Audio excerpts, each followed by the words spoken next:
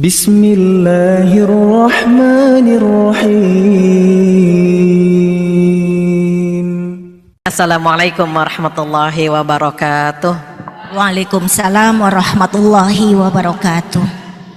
Alhamdulillah, innal hamdalillahi nahmaduhu wa nasta'inuhu wa nastaghfiruh wa na'udzubillahi min syururi anfusina wa min sayyiati a'malina.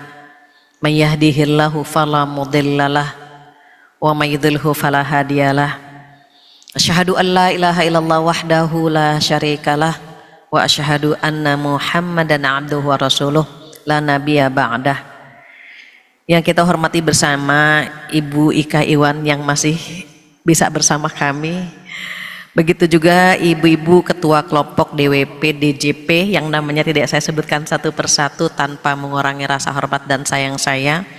Begitu juga ketua kelompok dan ibu ketua unit yang sudah hadir hari ini, para panitia, pengurus yang luar biasa. Ini biasanya kita di lantai berapa gitu pertemuannya ya. Saya baru kali ini di Masjid Salahuddin Pajak Pusat dan ternyata luar biasa. Tempatnya indah, yang hadir mudah-mudahan juga diberikan rezeki yang indah, rumah tangga yang indah.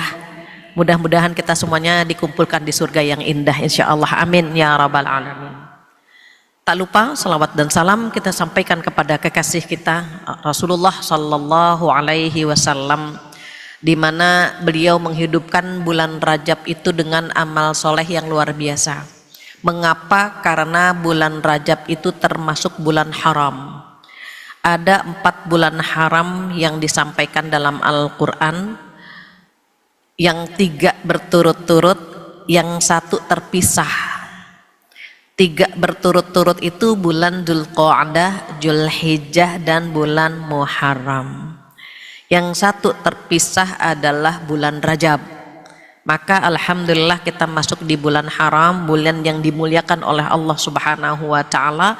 Berharap sekali kita akan dimuliakan pula oleh Allah di dunia dan di akhirat insyaallah, amin ya rabbal alamin.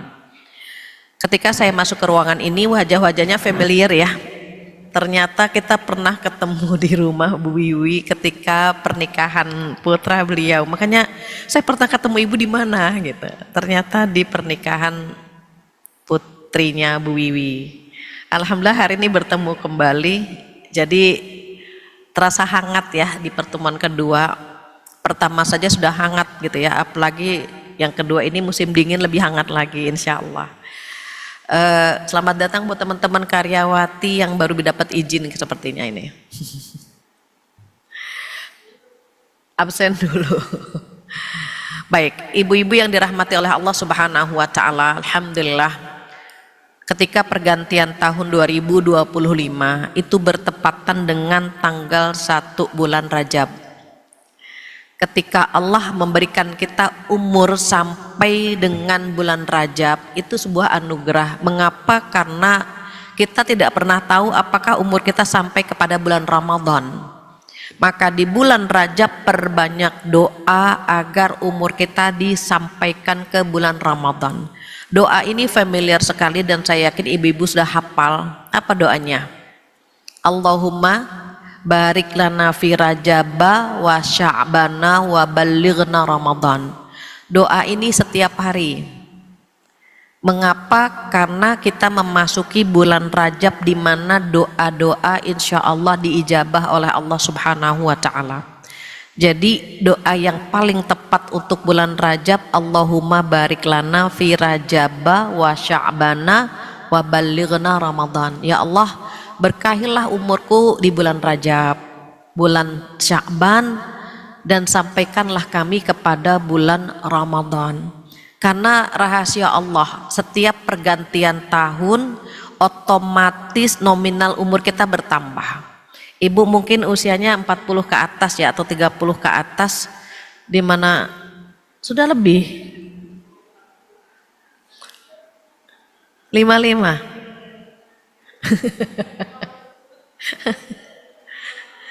Oh, ibu masih udah 50 ya, wajahnya 40-an ke atas gitu ya. Mohon maaf kalau saya salah. Jadi kalau umur, mohon maaf saya jadi membahas umur. Jika umur kita sudah 40 tahun ke atas, itu mumpung bulan Rajab, itu perbanyak doa ya. Doa yang pertama disampaikan ke bulan Ramadan.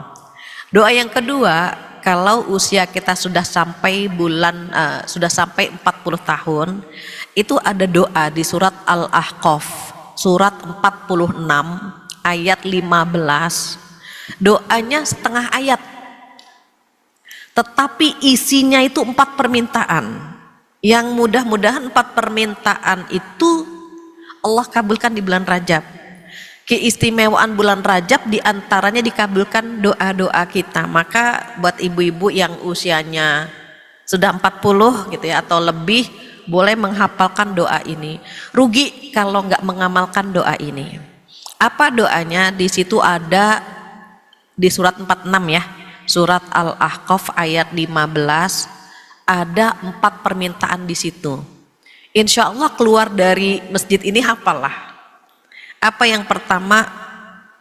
Yang pertama, Rabbi auzi'ni an ashkura ni'mataka allati an'amta 'alayya wa 'ala walidayya. Apa artinya? Ya Allah, limpahkanlah rasa syukur atas nikmat yang sudah Engkau berikan kepadaku dan kepada kedua orang tuaku.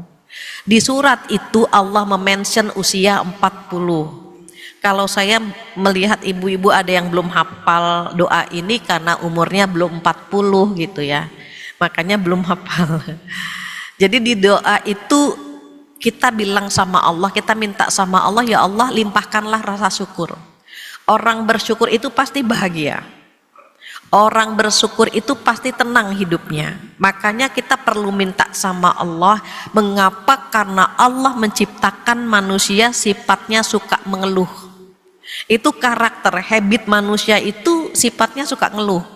Di dalam surat Al-Ma'arij itu Allah menyampaikan, a'udzubillahi minasyaitonirrajim, innal insana khuliqa halu'a idza massahu syarru jazua wa idza massahul khairu manu'a illal musallin.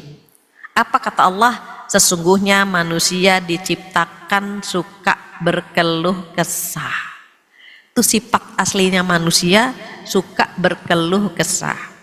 Kalau dikasih kesulitan dia mengeluh, tetapi dikasih kenikmatan dia menjadi pelit, menjadi kikir. Nih dari ujung ke ujung kan wajahnya nyaris bermasalah semuanya ya. Kita orang hidup tuh punya masalah semua. Namun karakter, habit manusia itu punya bakat, punya bawaan tuh ngeluh gitu. Belum menikah ngeluh dia. Mbak sih enak ya udah nikah, saya belum nikah loh Mbak gitu. Nanti setelah menikah dia ngeluh lagi. Ya Allah, ternyata menikah itu tidak seindah drama Korea gitu. Ternyata menikah itu dia ngeluh lagi. Belum punya anak dia ngeluh. Ibu enak ya udah punya anak, saya belum dikarunia anak gitu. Dia ngeluh. Ketika dikasih anak dia ngeluh lagi. Ya Allah, saya kurang tidur tahu. Ternyata anak rewel, anak. Terus bersyukurnya kapan?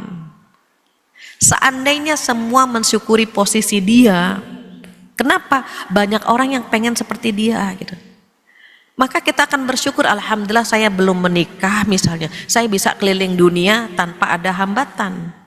Ketika menikah, alhamdulillah saya sudah menikah, ada pangeran berkuda di rumah saya. Dan alhamdulillah saya punya suami 3T, takwa, tampan, tajir, bersyukur kan dia.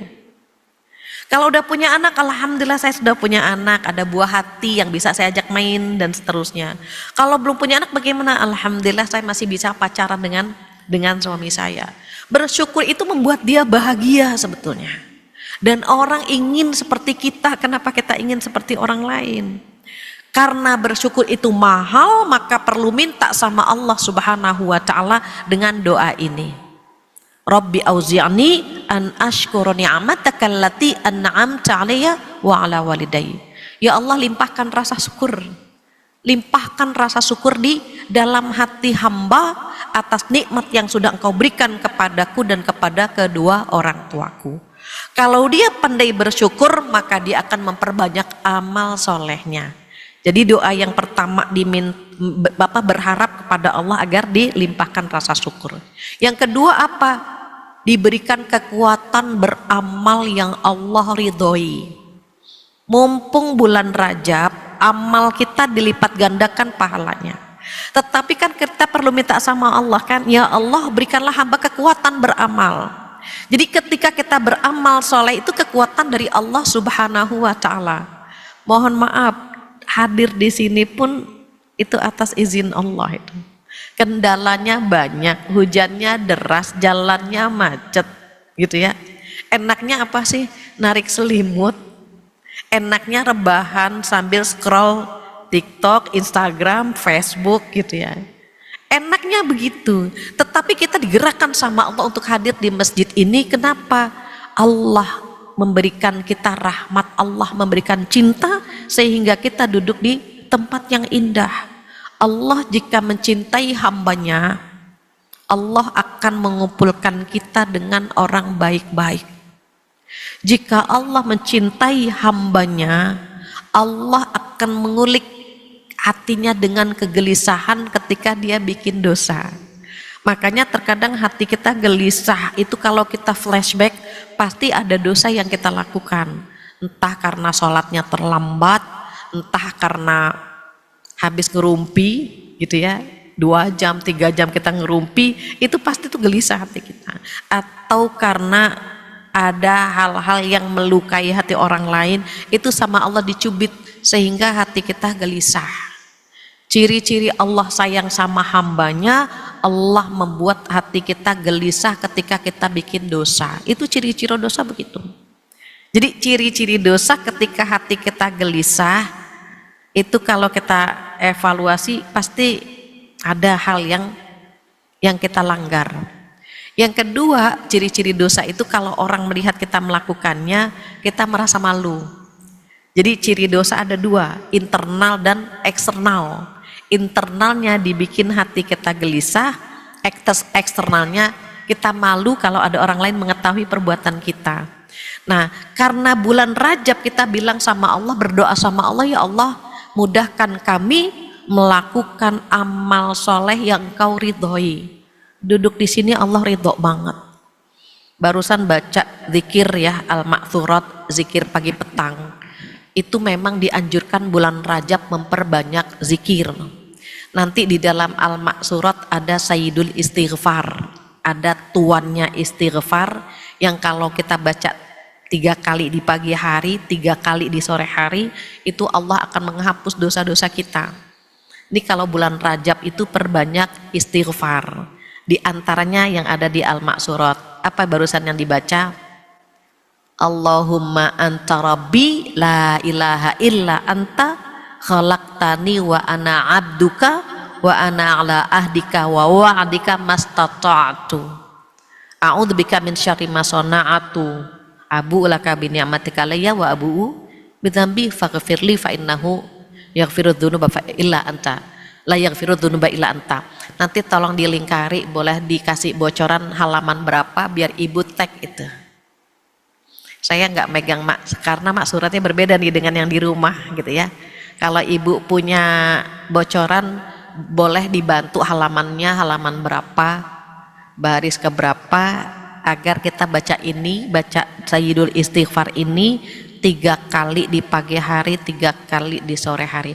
Ada ibu yang sudah dapat halaman 28, ibu boleh tandai. Tolong selama bulan Rajab dan seterusnya sampai bulan Ramadan, tolong baca zikir ini. Halaman 28 yang dimulai dengan Allahumma anta rabbi. Sudah ketemu ya Bu? Nah itu zikir pertama. Jadi kalau yang pertama doa, minta disampaikan ke bulan Ramadan. Yang kedua doa usia 40 tahun. Nah yang ketiga zikir ini. Ada lagi yang menambahkan Allahumma ghafirli warhamni wa tub alayya. Allahumma ghafirli warhamni wa tub alayya 70 kali setiap hari. Apa artinya Allahumma ghafirli, ya Allah ampuni dosa-dosaku. Warhamni, dan sayangi aku ya Allah. wa tub alayya, dan ampuni dosa-dosaku. Itu berapa kali? 70 kali. Allahumma gfirli warhamni wa tub alayya.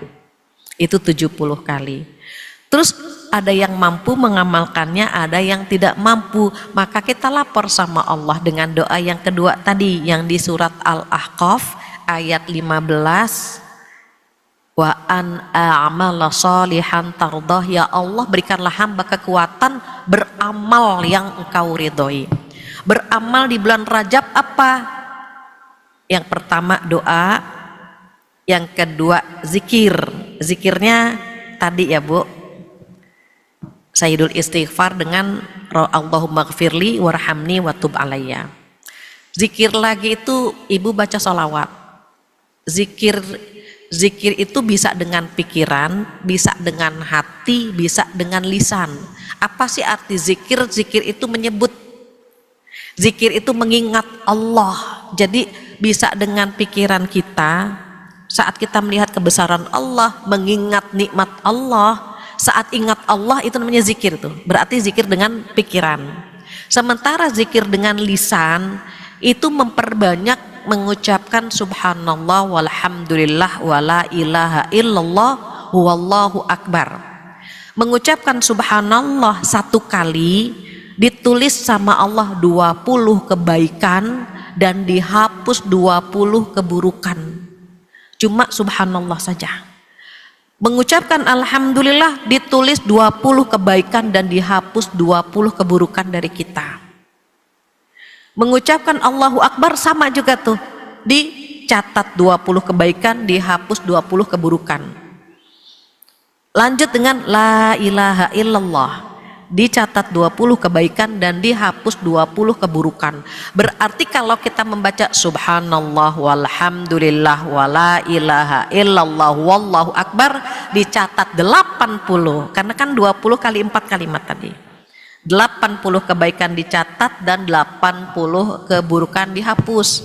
Bayangkan Ibu bacanya 33 kali setelah sholat 5 waktu. Berapa banyak pahala yang akan diberikan oleh Allah buat kita. 1 kali saja dicatat 20. Kita bacanya 33 kali. Ibu kalikan berapa? Dikali lagi kita bacanya sholat 5 waktu.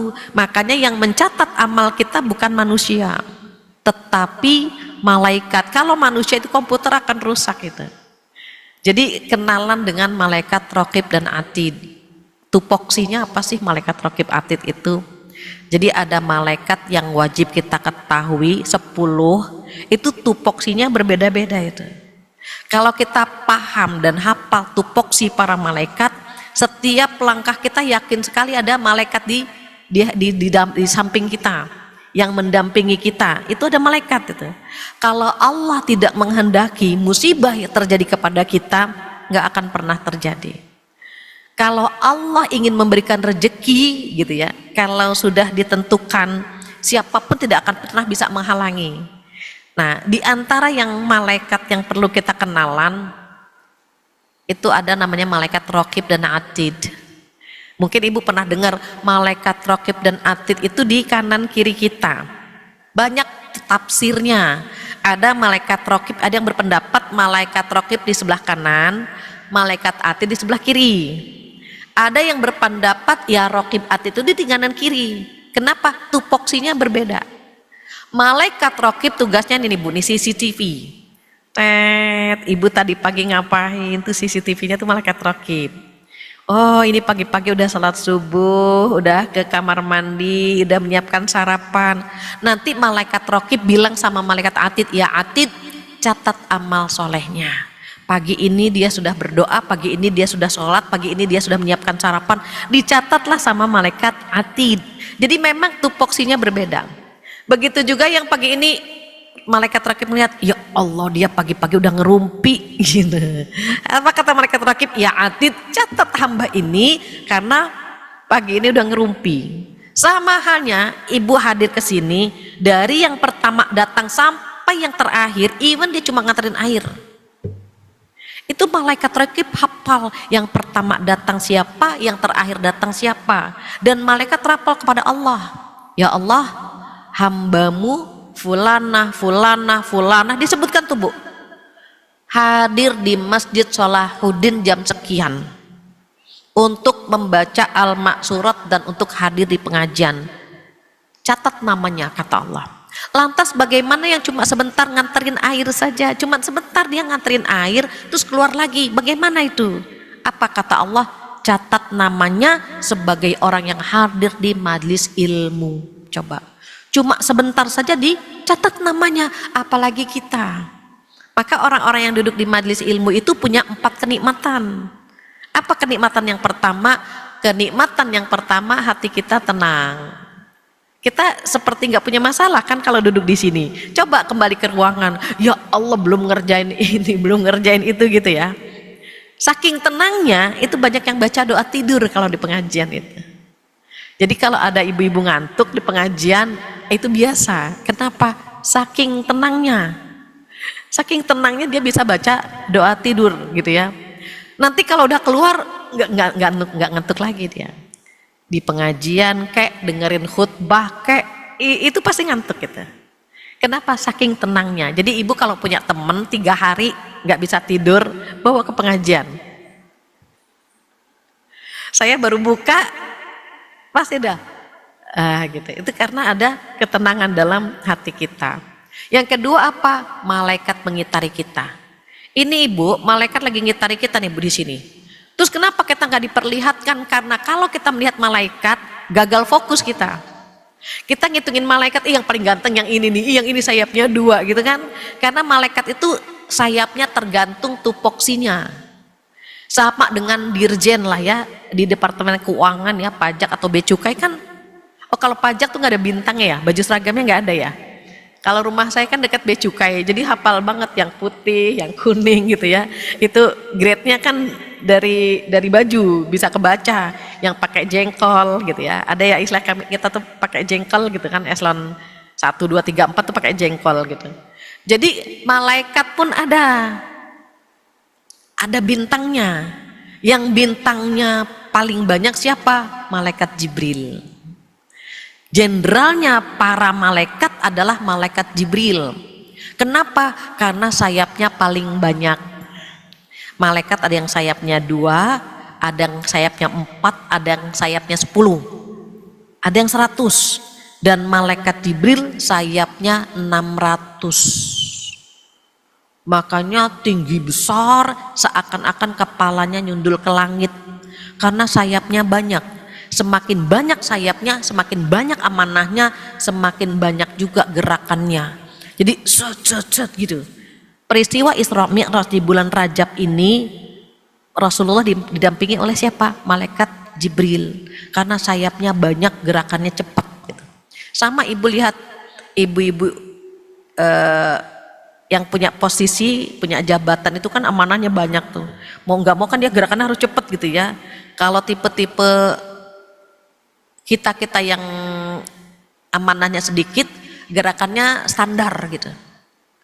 Tapi kalau musim hujan gerakan kita agak melambat sedikit karena ngantuk ya misalnya gitu. Jadi itu malaikat Jibril tupoksinya menyampaikan wahyu. Dan kita bisa ketemu nggak Bu?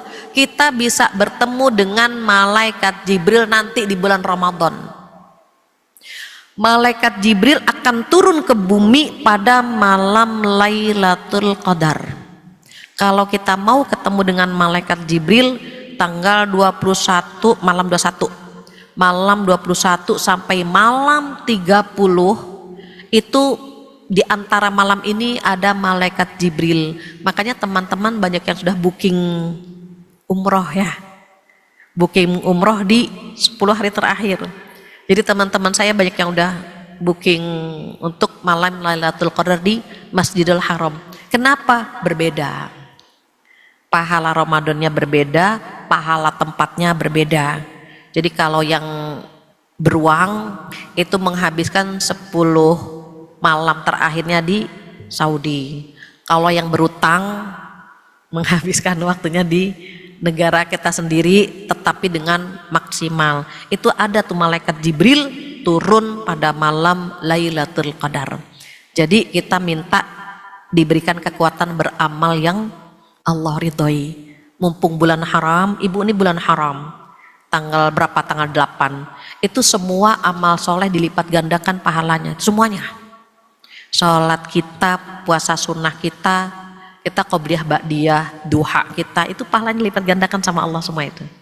Zikir kita itu dilipat gandakan pahalanya. Mumpung bulan Rajab. Kalau Abu Bakar Al-Khalti mengatakan bulan Rajab itu bulan menanam, menyemai benih. Abu Bakar berkata bulan Rajab menanam benih, bulan Sya'ban menyiramnya. Panennya kapan? Panennya bulan Ramadan. Maksudnya bagaimana? Mumpung bulan Rajab, tebar benih kebaikan, terus nanti bulan Sya'ban dibiasakan, bulan Ramadannya tinggal on, udah nggak perlu pemanasan lagi, udah dengan sendirinya gitu.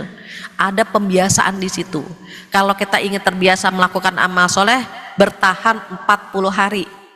Ibu bertahan 40 hari sholat 5 waktu, nanti badan kita otomatis itu. Tapi syaratnya nunggu 40 hari ya. Pengen istiqomah duha, coba biasakan 40 hari. Kalau sudah 40 hari itu nanti otomatis saja badan kita ngajak untuk duha. Qobliyah ba'diyah juga begitu. Sholat tepat waktu juga begitu. Tapi kalau baru 2 minggu udah berhenti, balik lagi ke habitat lama kita. Sedekah butuh pembiasaan 40 hari. Baca Quran pembiasaan 40 hari. Jadi 40 hari itu menambah bekal. Sementara kan Rajab 30 hari tambah bulan Sya'ban. Nanti kita rasakan tuh bulan Sya'bannya udah agak ringan gitu, ya. Maka doa untuk ibu-ibu yang umurnya 40 tahun pertama dilimpahkan rasa syukur, kedua diberikan kekuatan beramal, yang ketiga apa? Dialirkan kebaikan ke anak cucu.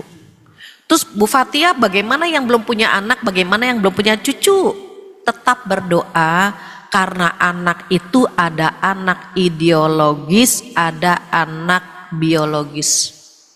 Anak biologis anak kandung, anak ideologis anak angkat, anak asuh, anak didik. Even dia bukan terlahir dari rahim kita, tetapi dia bisa memberikan amal jariah ya buat kita. Kita punya keponakan, kita ajarkan ngaji, anak ini akan mentransfer pahala buat kita sampai dia meninggal. Even kita sudah nggak ada, tetapi amal solehnya masih mengalir kepada kita kalau kita punya anak-anak ideologis dan biologis. Saya buat contoh gini, ibu perhatikan air di gelas. Air di gelas ini ngepas kan, ngepas banget. Karena dia ngepas, jadi meja ini nggak basah. Coba kalau dituangkan lagi air, dia akan melimpah, maka meja ini akan basah. Tuangkan lagi air yang banyak, maka karpet ini akan basah. Apa maksudnya? Kita bilang sama Allah, ya Allah, alirkan kebaikan ke anak cucuku. Anak kita ini amal. Kalau amal kita ngepas hanya segelas, bagaimana mengalir ke meja? Bagaimana mengalir ke karpet? Tetapi ketika kita menambah amal soleh, maka amal ini akan turun ke anak kita, akan turun ke cucu kita. Terus bagaimana kalau amalnya ngepas? Doanya tadi, wa aslihli fi dzurriyyati. Ibu kalau ada yang pengen punya pahala besar, itu ayat tadi di copy, tapi di kopinya agak besar, terus ditempel di musola rumah masing-masing. Itu 3 hari lah baca doa itu, insya Allah hafal. Insya Allah hafal. Karena doa ini bagus sekali, tetapi jarang yang mengamalkannya. Jadi kita bilang sama Allah, ya Allah, alirkan kebaikan ke anak cucuku. Ada seorang tabi'in namanya Sa'id bin Musayyib. Sa'id ini setiap melihat anaknya dia sholat. Melihat anaknya tidur dia sholat. Sampai temannya bertanya, ya Sa'id, kenapa setiap engkau menatap anak-anakmu engkau sholat sunnah? Apa kata Sa'id? aku ingin amal solehku mengalir kepada anakku dan kepada cucuku. Berapa banyak ibu yang rajin sedekah yang soleh anaknya? Berapa banyak ibunya yang rajin ngaji yang soleh cucunya? Anaknya belum kelihatan solehnya, tetapi cucunya soleh luar biasa. Ada salah seorang karyawati BUMN ya, salah seorang karyawati, mohon maaf sekali. Dia yang cerita ke saya. Jadi saya nggak ada niat membuka ya, karena dia yang cerita sebagai pelajaran gitu ya. Dia bilang apa? Bu Fatia, ibu lihat ya penampilan saya. Saya masih pakai rok pendek gitu. Saya masih mewarnai rambut. Ibu silahkan. Selamat jalan ibu-ibu yang akan rapat hari ini. Bu Iwan lanjut, silahkan. Mohon maaf saya boleh melanjutkan ya Bu? Iya silahkan Ibu.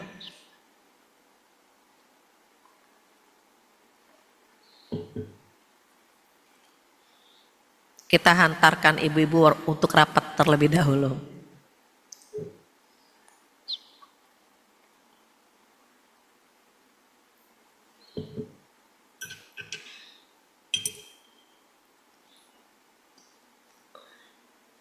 Ya Ibu silahkan.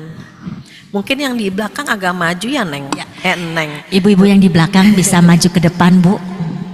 Yang di belakang bisa maju ke depan, mbak-mbaknya. Doanya ada di surat Al-Ahqaf, surat 46 ayat 15.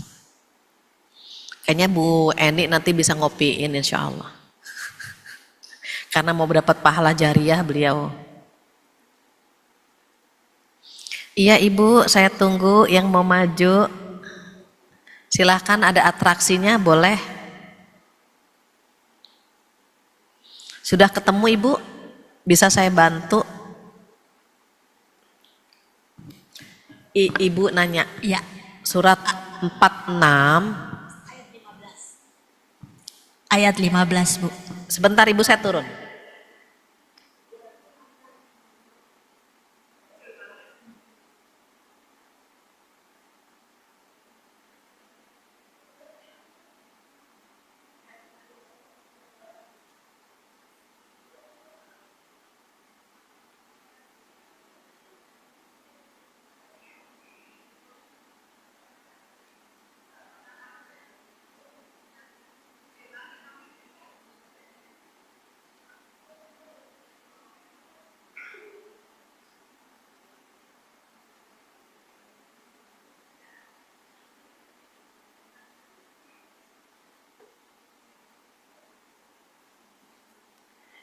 Ibu, untuk mengingat saja surat Al-Ahqaf ayat 46 itu, surat 46 ayat 15 itu bukan dari awal ya Bu, doanya itu di tengah-tengah. Banyak yang gak ketemu yang mana nih. Ibu baca dulu, nanti ada qala Rabbi auzi'ni. Nah dari kalimat Rabbi auzi'ni, kalau dari awal ibu nggak ketemu, jadi dia berada di tengah-tengah. Rabbi auzi'ni an ashkura ni'mataka allati an'amta alayya wa ala walidai. Itu permintaan nomor 1, limpahkan rasa syukur. Permintaan nomor 2, wa an a'mala sholihan tardah, dan berikanlah hamba kekuatan beramal yang Allah ridhoi. Mumpung bulan Rajab, mintalah sama Allah dikasih kekuatan beramal. Kenapa? Karena pahalanya dilipat gandakan. Di antara amal yang Allah ridhoi, perbanyak doa, perbanyak zikir, ketiga sholat sunnah, keempat puasa sunnah, kelima sedekah. Bulan Rajab ini Ibu kita biasakan yang 5. Apa tadi yang pertama? Doa, zikir, baca Quran termasuk zikir ya Bu. Baca Quran termasuk zikir. Yang ketiga sholat sunnah. Yang keempat puasa sunnah, entah itu Senin Kemis, entah itu Ayyamul Bid. Ayyamul Bid itu jatuh tanggal 13, 14, 15. Kalau kita puasa 3 hari ini, pahalanya seperti kita berpuasa 1 tahun. Pahalanya Ibu, tanggal 13, 14, 15. Yang berat buat ibu-ibu itu kalau jatuhnya hari Sabtu sama hari Minggu. Tapi saya belum lihat ini tanggal 13, 14, 15 jatuhnya hari apa ya? Oh, Senin ya? Senin, Selasa, Rabu. Ibu kalau jatuh hari Senin, Ibu boleh niat 3 tuh. Senin betul jatuhnya. Ibu kalau jatuhnya hari Senin, pertama niatkan kodok puasa. Kedua niatkan puasa sunnah hari Senin. Ketiga niatkan puasa sunnah Ayyamul Bid. Boleh. Innamal a'malu binniyat, gitu hadisnya. Sesungguhnya amal itu tergantung beberapa niatnya. Makanya ada ulama yang membolehkan satu aktivitas itu dengan niat yang beragam. Sama halnya duduk di sini. Niat yang pertama apa? Nuntut ilmu, dapat pahala wajib. Niat yang kedua apa? Silaturahim. Dapat kita rezeki berkah umur panjang. Niat ketiga apa? Para karyawati kan menjemput rezeki ya. Minta rezeki berkah. Yang keempat apa? Niatnya mau sedekah karena ada kotak biasanya kan. Nah, kalau ada kotak amal, isi geser. Jangan digeser aja digeser gitu ya. Gak diisi-isi.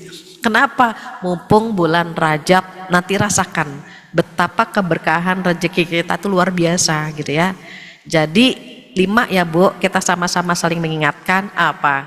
Doa, zikir, sholat sunnah, puasa sunnah, dan sedekah. Ini amal yang Allah ridhoi di bulan Rajab, diantaranya itu. Sebetulnya ada 7, ada yang 8, tergantung kita mau menambah dengan amal-amal yang lain, gak ada masalah. Kemudian yang ketiga tadi doanya ya Bu, nyambung ke usia 40. Yang ketiga doanya minta dialirkan kebaikan ke anak cucu. Siapa sih yang gak pengen anaknya soleh-solehah? Pasti kita pengen banget anak-anak kita anak yang soleh-solehah. Makanya rugi kalau ibu gak hafal surat yang ada di surat 46 ayat 15 tadi. Setengah ayat tapi ada 4 permintaan. 4 ya Bu, ini baru 3 nih. Pertama dilimpahkan rasa syukur, kedua diberikan kekuatan beramal, yang ketiga apa? Dialirkan kebaikan ke anak cucu. Yang sholat sunnah kita, yang soleh bisa anak kita. Yang sedekah rajin kita, yang soleh cucu kita, itu bisa. Makanya kalau kita perhatikan ada orang hebat, ada orang sukses, kita tanya orang tuanya siapa? Oh, ayahnya fulan. Oke, kakeknya siapa gitu. Jadi kalau ada orang kenalan dengan saya, qadarullah nanyanya begitu Bu. Ada orang-orang khusus kalau nanya bapak siapa? Haji Khotib. Kakek siapa? Gitu. Oh, pantas misalnya kayak gitu. Hal-hal begitu tuh kenapa? Kesolehan kakek kita, kesolehan orang tua kita bisa mencetak anak seperti kita. Kita yang ikut parenting, kita ikut ini, ikut itu, tetapi belum tentu bisa mencetak anak-anak kita sehebat kita kan gitu. Ibu ini wajah-wajah orang hebat semua. Tapi kira-kira kita bisa nggak mencetak anak-anak hebat seperti kita? Karena terkadang generasi Gen Z ya Bu, Gen Z, Gen Alpha, Gen Beta, itu mentalnya berbeda. Ini kayaknya milenial ya, yang usianya, yang lahir tahun 2000. Belum ya, belum lahir ya waktu tahun 2000. Nah adik-adik udah. Ini di belakang wajahnya imut-imut banget. Jadi udah ya, tahun 2000 udah lahir, berarti gen milenial ya gitu. Nanti yang kesini nih Gen Z. Ibu Gen Z itu gen strawberry. Mentalnya berbeda dengan anak-anak milenial. Kalau saya udah kolonial ya Bu, udah 50 lebih. Nanti cucu kita gen alfa, gen beta, itu mentalnya gitu. Tapi kan kita pengen mereka soleh, kita pengen mereka solehah gitu. Bagaimana kitanya yang memperbanyak amal dan berharap amal kita mengalir ke anak, mengalir ke cucu-cucu kita. Jadi niatkan itu. Anak-anak kok gampang ngapal Quran misalnya, kok anak-anak sholatnya gampang, boleh jadi kita atau orang tua kita yang berdoa setiap malam. Minta agar anak cucunya menjadi anak cucu yang soleh-soleha. Buat teman-teman yang masih punya orang tua, dia nih karyawati, ibu-ibu yang masih punya orang tua, itu pintu surga kita di mereka itu. Kita bisa sampai di titik ini, itu doa orang tua kita. Jadi kalau yang masih punya orang tua, bahagiakan. Syukur-syukur bisa mentransfer setiap bulan. Kalau kita mentransfer orang tua kita setiap bulan, terus ibu kita bilang begini, nak terima kasih ya nak ya, terima kasih gitu. Tiap bulan kamu transfer buat ibu, tiap bulan nengok ibu, tiap bulan kamu bisa membersamai ibu. Mudah-mudahan hidup kamu bahagia ya nak ya. Aras di atas berguncang hebat mengabulkan doa ibu kita. Jadi yang punya orang tua tolong bahagiakan, servis gitu ya, senengin gitu, senengin aja mereka. Nanti hidup kita akan seneng banget gitu. Kenapa? Karena doa ibu kita sedemikian rupa dan itu mampu mengguncang arus di atas itu. Dan kita nggak bisa seperti ini tanpa doa mereka. Terus kalau kita jadi ibu bagaimana? Miliki dada yang lapang, yang bisa memaafkan semua kesalahan anak kita dan melupakannya. Jangan bikin anak kita susah karena kita dendam. Jangan bikin anak kita tersiksa karena kita sulit melupakan kesalahan anak-anak. Buka hati kita, berikan yang terbaik buat anak-anak. Makanya anak-anak ngakal, anak-anak durhaka itu harus diputus mata rantainya. Kenapa? Karena anak-anak ini nggak akan pernah bahagia hidupnya gitu ya, nggak akan pernah bahagia. Ridallahi fi ridal walidain wa sukhtallah fi sukhtil walidain. Ridho Allah tergantung ridho kedua orang tua dan murka Allah pun tergantung murka kedua orang tua. Maka bahagiakan orang tua kita, kelak anak-anak kita akan membahagiakan kita. Doanya alirkan ya Allah, alirkan kebaikan ke anak cucu kita. Nanti mereka akan menjadi anak-anak yang luar biasa. Itu doa yang ketiga. Terakhir doa yang tercantum di surat 46 tadi di ayat 15. Inni tubtu ilaika wa inni minal muslimin. Ya Allah, jadikanlah aku orang-orang yang bertaubat dan berserah diri. Bertaubat bagaimana? Jika kita melakukan dosa besar, itu langsung ingat Allah. Apa sih dosa besar? Mohon maaf Ibu, dosa besar itu mungkin ada yang kita sadari, ada yang tidak kita sadari. Yang kita sadari, itu langsung taubat. Contoh, ini mohon maaf ya, perempuan itu paling rentan dengan kesyirikan. Apa sih syirik? Syirik itu menduakan Allah. Sadar tidak sadar perempuan itu seneng sama ramalan bintang, zodiak ya. Saya kalau nongkrong di mall sama suami, itu anak-anak perempuan, anak SMP, SMU suka ngeliat ramalan bintang gitu kan. Yang ini di gue banget yang ini gitu. Iseng-iseng tapi khawatir meyakini itu. Itu mengotori akidah itu. Dan kata Allah apa? Allah berdoanya gini, Allah bukan berdoa, Allah mengajarkan kita berdoa dari kejahatan wanita yang menghembuskan buhul-buhul tali. Ibu pasti hafal surat Al-Falaq. Ini kan wajahnya wajah cool ya, cool huwallah, cool a'udzu birabbil falaq gitu ya. Kalau sholat kita kan ke situ tuh. Nah, di surat Al-Falaq ada ayat begini. Wa min syarrin naffatsati fil uqad. Dan aku berlindung dari kejahatan wanita-wanita yang menghembuskan buhul-buhul tali. Maksudnya siapa? Paranormal. Yang jadi paranormal atau yang datang ke paranormal itu ternyata disurvei paling banyak perempuan. Ada mall di Jakarta, itu masuk ke utara apa pusat ya, ada mall di Jakarta Utara, depannya ada air mancur, terus ada koin, beberapa koin di situ, tulisannya gini, make a wish, minta harapan gitu ya, pejamkan mata, minta harapan, lempar koin ke dalam kolam tersebut. Ibu tahu peminatnya siapa? Perempuan. Laki-laki enggak ada. Sampai saya bilang, ya Allah, ini di kolam ini banyak banget koin. Ternyata perempuan yang datang terus merem, make wish, minta harapan ya, gini merem, lempar koin. Itu syirik tuh, Bu. Mintanya sama koin. Dan yang paling banyak perempuan, itu sudah Allah sebutkan ya. Dan aku berlindung dari kejahatan wanita-wanita. Saya survei tafsirnya, kenapa sih Allah menyebut perempuan-perempuan? Ternyata perempuan-perempuan ini yang paling banyak menjadi paranormal dan datang ke paranormal. Jadi itu dosa besar tuh, Bu, harus taubatan nasuha.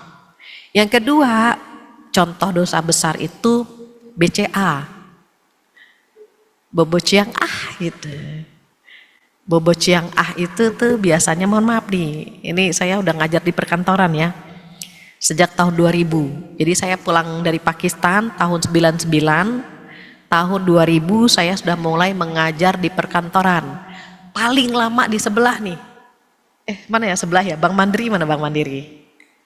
Sini ya, di Plaza Mandiri itu saya ngajar sejak tahun 2002 sampai sekarang, alhamdulillah. Itu paling lama, Becukai Pusat, samping rumah saya sama Plaza Mandiri itu sejak tahun 2002. Jadi ya saya ingat itu 99 saya pulang, tahun 2000 udah mulai ngajar di perkantoran. Jadi pertanyaan mereka apa, Bu? Bu Fathia, kenapa ya kalau dipegang sama teman di kantor tuh deg-degan gitu, keringetan gitu, tapi kok kalau dipegang sama suami kok biasa-biasa aja, bahkan udah tua gitu ya, kok males gitu. Saya bilang itu hebatnya setan. Setan, sesuatu yang haram dibuat menyenangkan. Selingkuh itu nyenengin. Kenapa? Karena haram. Tapi suami istri dibuat sama setan berantem terus gitu kan. Kita ngobrol sama suami baru sebentar berantem gitu. Kenapa? Karena halal. Jadi itu sudah dibuat oleh setan sedemikian rupa. Makanya di beberapa tempat ya, Gatot Subroto, Sudirman, Tamrin, kalau hari Jumat itu macet. Kenapa? Karena bilang kalau hari Jumat itu HSN, Hari Selingkuh Nasional. Saya nggak percaya awalnya, sampai suatu hari qadarullah, driver saya sakit. Driver saya sakit, saya mau tidak mau naik taksi kan, Bu, kita pesenin taksi gitu. Itu nggak perlu ya, adalah di Tamrin lah ya kantornya. Terus naik saya harus ke Sudirman, macet luar biasa. Tiba-tiba drivernya nanya begini, Ibu maaf, Ibu jam segini gitu, ke kantor ada apa ya? Oh saya ngisi pengajian Pak gitu. Oh pengajian, saya pikir gitu ya. Bapak pikirnya apa gitu? Enggak Bu, enggak jadi kan. Mumpung Ibu ngisi pengajian, saya nanya ya Bu, kalau saya sebagai driver, mobil kita dipakai buat maksiat, saya dosa enggak? Itu pertanyaan dia. Tergantung Pak, apa dulu nih gitu. Maaf ya Bu katanya, mobil saya dipakai untuk berzina. Mereka biasanya buka kamar, kamarnya penuh. Akhirnya saya diminta memutari jalan tol. Selama di tol itu mereka melakukan seperti hewan Ibu katanya. Saya bilang, Bapak kan bisa kelihatan dari kaca. Ada kan kaca spion di depan supir itu kan. Terus, iya Bu, mereka bilang ke atasin Pak gitu. Tapi kan saya paham Bu, desahan nafas mereka, suara mereka gitu. Saya dengarnya jijik ya. Dan itu 10 tahun yang lalu supir itu curhat begitu. 10 tahun ya Bu, apalagi sekarang gitu maksudnya. Saya bilang bagaimana mungkin, saya kesel Bu katanya. Saking saya kesel, saya rem mendadak dan mereka jatuh ke bawah coba. Kok bisa gitu BCA di mobil gitu. Saking udah kehabisan Bu, kalau hawa nafsu sudah membuncah, itu setan menyuruhnya menjijikan sekali gitu. Jadi itu udah dosa besar tuh. Ada juga jamaah saya yang rajin ngaji. Qadarullah dia nggak ngaji-ngaji. Saya tanya kan, Mbak ini kemana gitu. Terus temannya jawab, katanya dia malu kalau ngaji gitu. Kok malu? Saya bilang gitu ya. Kayaknya Bu Fathia tahu deh. Tahu apa ya? Saya bilang, iya kalau saya suka boci-boci. Sebetulnya saya nggak tahu siapa yang BCA, siapa yang tidak, saya nggak tahu. Tapi dia yang, orang kalau punya dosa kan nggak punya keberanian menatap wajah gitu ya. Jadi kayaknya Bu Fathia tahu deh gitu kalau saya suka BCA. Saya bilang serius, dia BCA? Saya bilang iya, dia udah bersuami. Nanti pulang dari kantor ibu tahu, dia mandi junub, nih mandi junub keramas, dia nangis, ya Allah saya udah punya suami, kenapa saya harus tidur dengan orang lain? Dan selalu begitu. Nanti dia tobat, ketemu lagi besok cuma dikasih kode aja gitu, tidur lagi. Saya bilang titip salam sama dia ya, kalau dia mau tetap bekerja pindah kantor atau dia resign dari kantor. Saya bilang kenapa? Kalau enggak dia akan bergelimang dengan dosa besar setiap hari. Saya bilang bayangkan suami istri setiap hari ngeluh, ya kan? Ibu kalau beribadah dengan suami itu malas banget istrinya kan, tapi dengan teman di kantor bisa setiap siang. Dia BCA, nauzubillah. Saya bilang dia harus keluar dari kantor. Dia harus keluar dari kantor karena dia akan melakukan dosa besar. Jadi kalau pernah melakukan itu, taubat. Ini tuh betul ilaika wa inni minal muslimin. Ya Allah jadikanlah aku hamba-hamba yang bertaubat dan berserah diri. Berserahlah sama Allah. Ujian yang datang kepada kita sudah disesuaikan. Ibu-ibu yang diuji lewat suami, karena Allah tahu kita tidak akan pernah kuat kalau diuji lewat anak-anak. Dan di antara kita ada yang diuji lewat anak-anak karena Allah tahu kita nggak akan pernah mampu kalau diuji lewat pasangan kita. Ada yang diuji lewat suami juga, lewat anak juga, lewat harta juga. Berarti betapa sayangnya Allah sama dia. Orang-orang hebat umumnya diuji lewat orang terdekat. Jadi kalau kita diuji, Allah sedang mencintai kita. Maka berserah kepada Allah itu membuat kita tenang. Dan bulan Rajab melatih itu semua. Melatih itu semuanya. Kita nggak mungkin mendapat kekuatan di bulan Ramadan kalau pemanasannya nggak dimulai dari sekarang. Pemanasannya dari bulan Rajab, pembiasaan dan penguatannya di bulan Sya'ban, bulan Ramadan kita akan terbiasa melakukan amal soleh. Demikian ibu-ibu solehah yang bisa saya sampaikan. Saya khawatir ibu-ibu ada yang ingin bertanya. Jika ada yang ingin bertanya, ada waktu 10-15 menit yang ingin bertanya, ingin menambahkan atau ingin mengurangi, saya persilahkan, saya kembalikan lagi kepada MC kondang kita, silahkan. Ya. Terima kasih Ustazah Fathia. Silahkan. Terima kasih Bu Rifda Imam.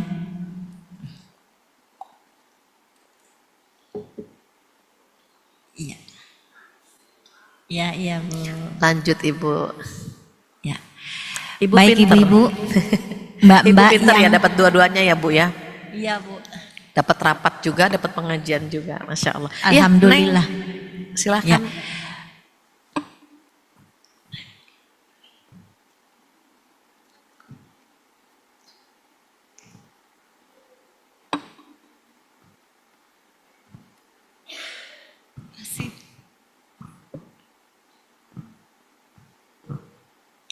Assalamualaikum warahmatullahi wabarakatuh. Waalaikumsalam warahmatullahi wabarakatuh. Izin bertanya Ustazah.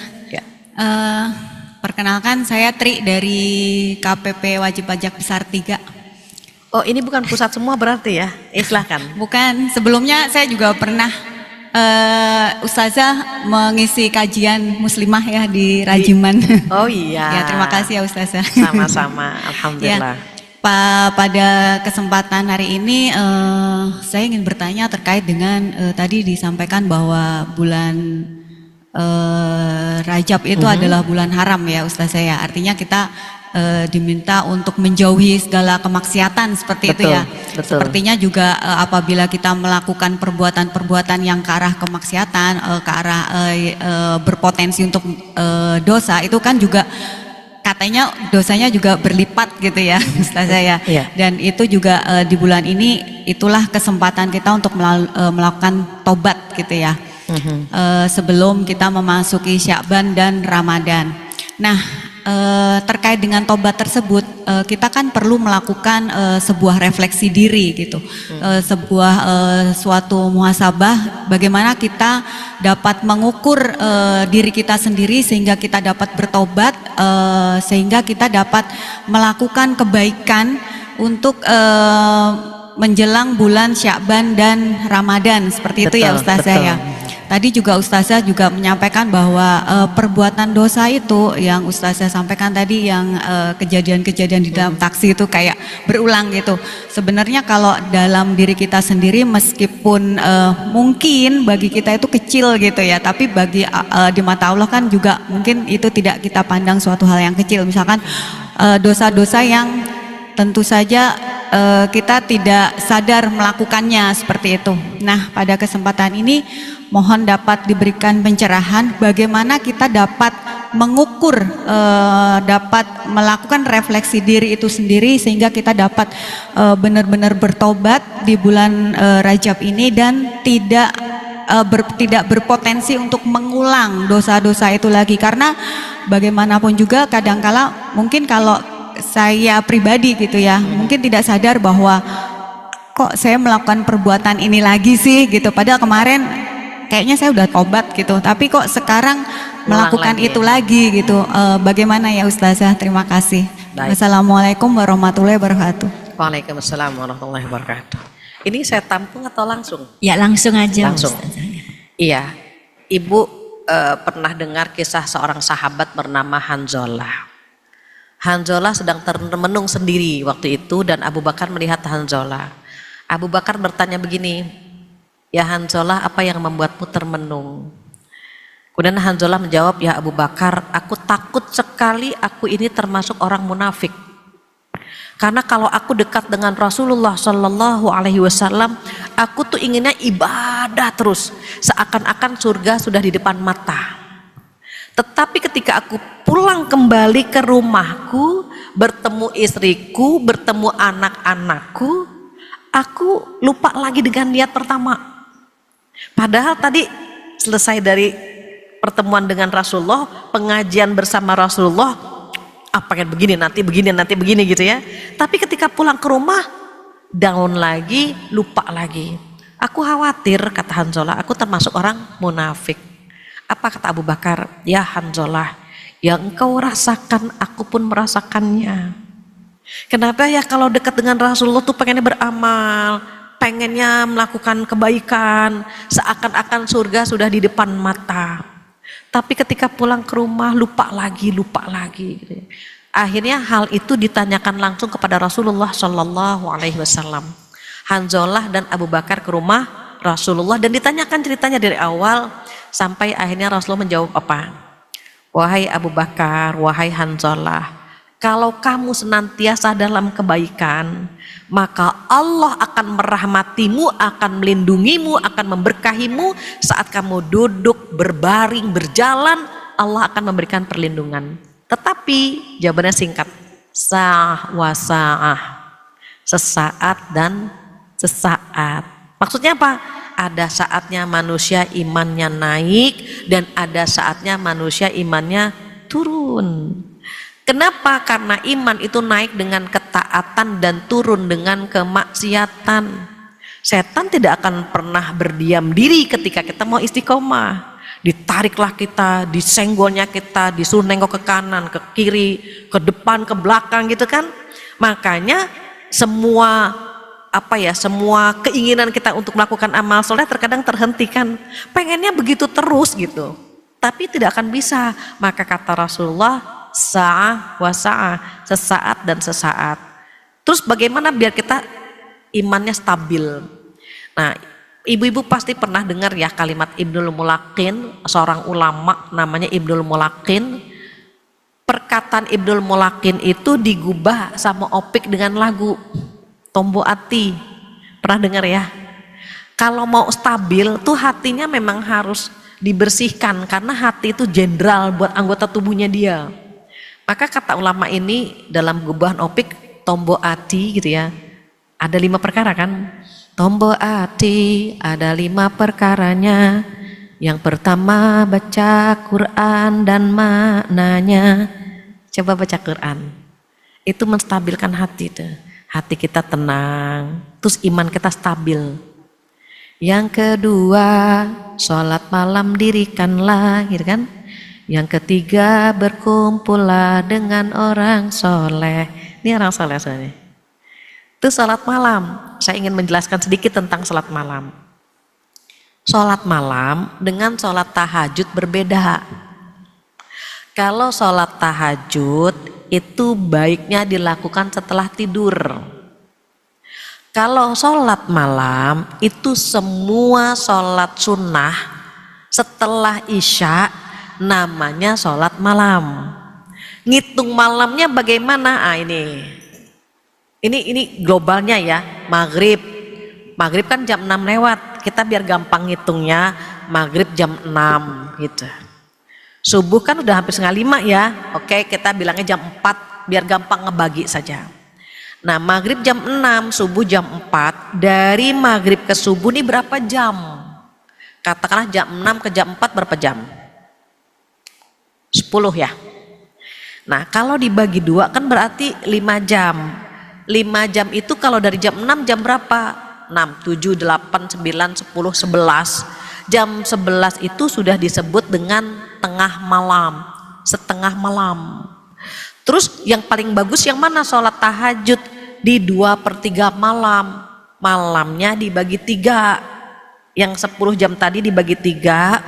1/3 mendekati subuh itu afdoliyahnya, itu timingnya. Golden opportunity sama golden time itu di 1/3 mendekati subuh. Terus kalau kita mau sholat malam bagaimana? Takut besok nggak tahajud, ibu bisa sholat sunnah setelah ba'diyah apa aja. Sholat hajat kah, sholat istikharah kah gitu. Semua sholat sunnah setelah isya disebut dengan sholat malam. Makanya sholat tarawih itu disebut sholat malam. Kenapa? Karena sholat tarawih dilakukan setelah isya. Jadi kalau kita mau sholat tarawih ini dari kantor terlambat, ya ketinggalan sholat tarawih, itu nggak bisa langsung sholat tarawih. Sholat isya dulu baru sholat tarawih. Karena sholat tarawih ini sholat sunnah setelah sholat isya, maka dia namanya sholat malam. Sholat witir itu sholat malam. Dan kalau pengen hati kita stabil, diantaranya sholat malam. Sholat malam dirikanlah, kemudian berkumpul dengan orang-orang saleh-salehah ya. Ibu berkumpul dengan orang baik-baik begini nih, Masya Allah ini menstabilkan iman gitu. Baru yang keempat apa? Yang keempat, perbanyaklah berpuasa gitu ya. Yang kelima, zikir malam perpanjanglah. Nah, zikir ini kan bulan Rajab nih. Ini pas banget kalau kita melakukan 5 hal tadi di bulan Rajab, bulan Sya'ban, bulan Ramadan, itu stabil banget hati kita. Namun kenyataan di lapangan, setan nggak mau kalau kita stabil. Makanya level kita dari atas ditarik sama setan turun ke bawah. Dibuatlah kita galau, dibuatlah kita gelisah. Kalau kita galau, kita gelisah, alhamdulillah sinyal kita sama Allah masih bagus. Orang baik-baik kalau bikin dosa, bikin salah, hatinya gelisah. Itu fitrahnya begitu. Aduh kenapa ya gitu. Kenapa kok hati nggak enak? Itu pasti ada dosa itu. Kalau nggak sholatnya lambat atau ngerumpi atau ngomentarin yang lewat. Ya Allah itu orang suaminya ganteng banget ya, padahal istrinya biasa-biasa. Ketawa dia sama teman-temannya, itu dosa itu. Itu bikin hati kita gelisah itu. Sayangnya perempuan kalau bikin dosa dibagi-bagi, beda sama laki-laki. Saya kalau pergi ke mall dengan suami atau dengan anak laki-laki, dia melihat sesuatu yang bikin dia ketawa gitu ya. Saya tanya, kenapa nak? Enggak, Mi, enggak apa-apa gitu. Itu laki-laki tuh. Kalau perempuan ketika ketawa, temennya nanya, kenapa sih? Lihat deh itu, ketawa kita bareng-bareng berjamaah gitu ya. Kenapa? Perempuan tuh seneng bikin dosa berjamaah tuh seneng. Dia kalau bikin dosa nggak mau sendiri, lebih seru gitu kalau berjamaah gitu. Beda dengan laki-laki, jarang-jarang laki-laki bikin dosa itu. Berjamaah tuh jarang gitu. Laki-laki dia kalau bikin dosa, ya sudah dia disimpan sendiri, istrinya nggak dikasih, anaknya nggak dikasih. Tapi kalau kita tuh seneng yang rumpi berjamaah, gitu kan, nanti ngomentari berjamaah, maka teman itu sangat-sangat gitu ya, sangat-sangat berpengaruh dalam kehidupan kita. Nah karena kita gelisah, kita sadar betul, ini pasti ada dosa yang kita lakukan, maka kita langsung istighfar. Jika dosa itu kecil, istighfar. Tetapi jika dosa itu besar, maka taubat. Syaratnya apa taubat? 3. Syarat taubat ada 3. Yang pertama, dia mengakui dosa-dosanya di hadapan Allah. Ya Allah, hamba pernah begini, itu nomor 1. Yang kedua apa? Yang kedua, menyesali perbuatannya. Hamba menyesal, ya Allah, pernah meninggalkan sholat atau pernah durhaka sama orang tua, itu menyesali perbuatannya. Baru yang ketiga, yang terakhir, berjanji untuk tidak melakukannya lagi. Jadi pertama ada pengakuan, yang kedua ada penyesalan, dan yang ketiga berjanji untuk tidak melakukan lagi. Jika dia taubatnya diterima, maka ciri-cirinya dia akan meninggalkan dosa masa lalu dan dia akan berubah menjadi lebih baik lagi. Itu ciri-ciri taubat diterima, insya Allah. Demikian, wallahu a'lam. Ada lagi satu lagi Ibu, sebelah kanan regu'ah. Oh ada. Boleh satu lagi. Kalau bisa pertanyaannya lebih ada singkat. 2 orang yang angkat tangan, Neng, nggak apa-apa ya. Assalamualaikum warahmatullahi wabarakatuh, Ustazah. Waalaikumsalam. Izin bertanya, Ustazah. Seperti tadi dijelaskan Ustazah, bulan Muharram adalah bulan yang mulia di mana kita diwajibkan untuk banyak berbuat amal soleh dan insya Allah akan dilipat gandakan pahalanya. Amin. Nah, apabila kita berbuat dosa di bulan Rajab, apakah dosanya akan dilipat gandakan? Itu aja Ustazah. Baik. Terima Baik. kasih. Assalamualaikum warahmatullahi wabarakatuh. Waalaikumsalam warahmatullahi wabarakatuh. Ibu tanggung 1 orang lagi.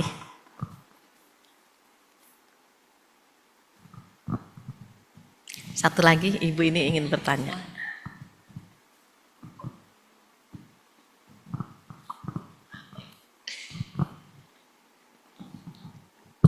Assalamualaikum Ustazah. Waalaikumsalam. Tadi berhubungan dengan syirik ya.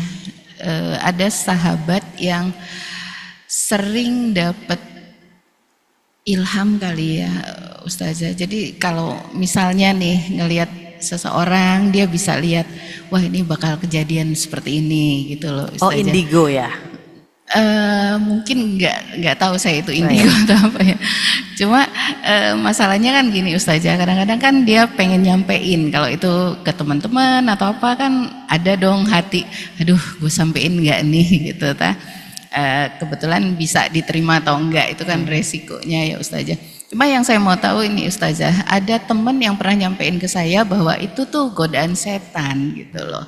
Nah harus ruqyah atau segala macam. Nah yang pengen saya tahu itu sebenarnya secara Islam seperti apa gitu loh Ustaz. Oh ya, baik. Ya, makasih Ya, Ustaz. sama-sama. Assalamualaikum warahmatullahi. Waalaikumsalam warahmatullahi wabarakatuh.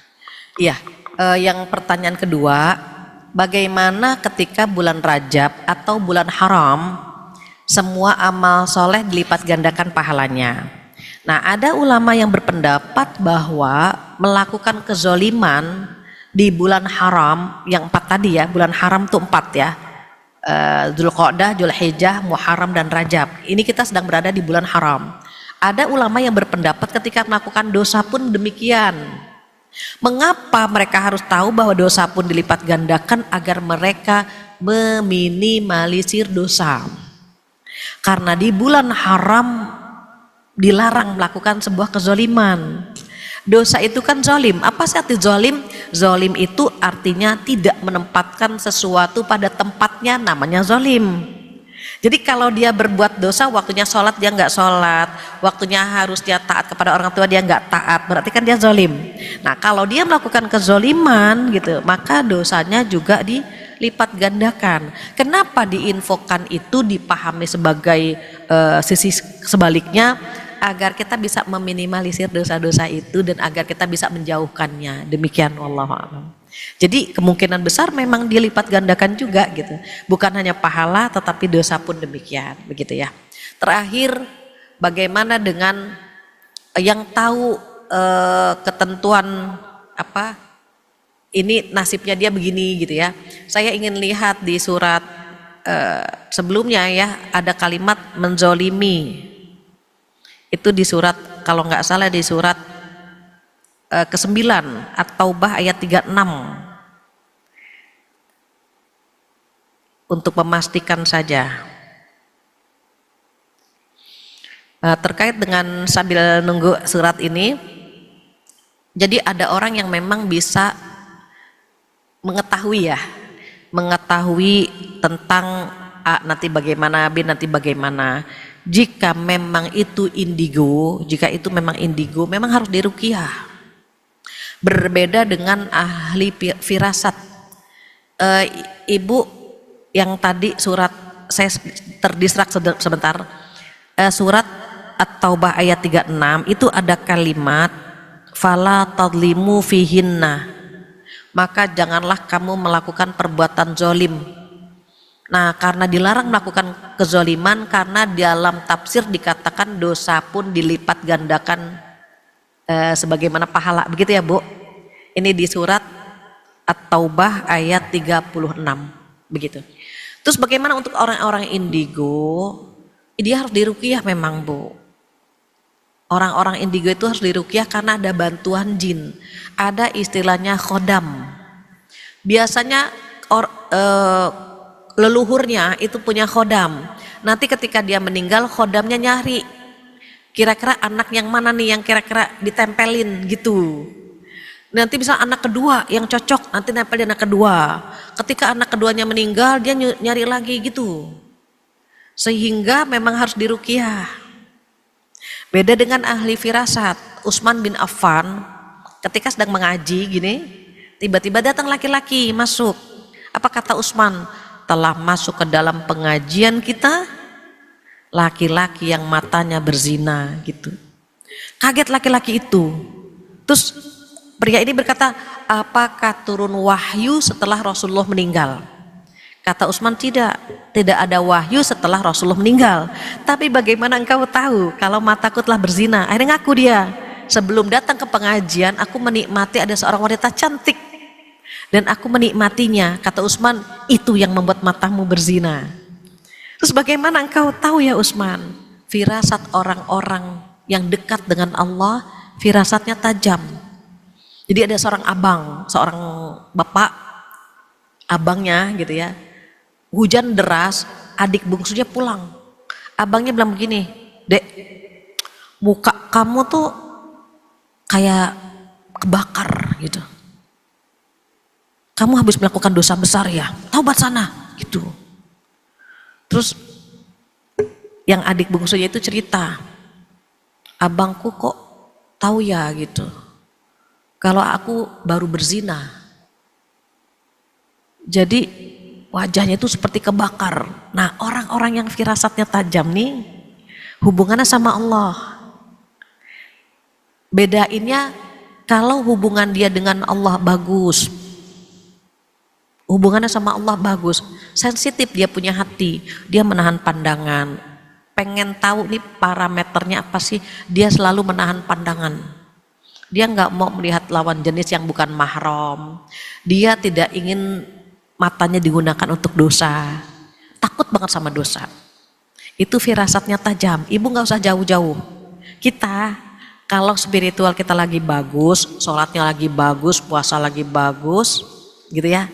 Itu kita dikasih mimpi, kata Rasulullah 23% atau 32% mendekati kebenaran. Nggak usah jauh-jauh. Kita kalau lagi bagus spiritualnya, itu mimpi-mimpi kita itu bisa menjadi kenyataan. 23% itu mendekati kebenaran. Jadi membedakannya dia termasuk yang takut sama Allah atau tidak, itu aja. Gitu ya, orang-orang yang takut sama Allah semoga memang diberikan firasatnya tajam. Demikian, Allahu a'lam. Baik, karena sudah jam 11 lewat, ibu-ibu harus bertugas kembali. Mudah-mudahan apa yang kita dapatkan hari ini bermanfaat. Jika ada kesempurnaannya Allah yang maha sempurna, jika ada kekurangan dari saya mohon dimaafkan. Jika ada yang ingin bertanya, ibu bisa DM saya saja karena waktunya memang sudah lewat gitu ya. Ibu bisa DM ke Instagram saya, insya Allah kalau waktunya luang kadang-kadang saya menjawab pertanyaan jamaah saya ya, tapi mohon maaf agak ngantri dikit lah, agak ngantri dikit karena setiap malam saya harus menjawab pertanyaan ibu-ibu ya, dan itu saya pilih yang lebih awal bertanya, itu yang saya jawab. Demikian ibu-ibu solehah, semoga bermanfaat. Kita tutup pengajian kita dengan doa penutup majlis bersama-sama. Subhanakallahumma wa bihamdika asyhadu an la ilaha illa anta astaghfiruka wa atubu ilaik. Wabillahi taufiq hidayah. Assalamualaikum warahmatullahi wabarakatuh.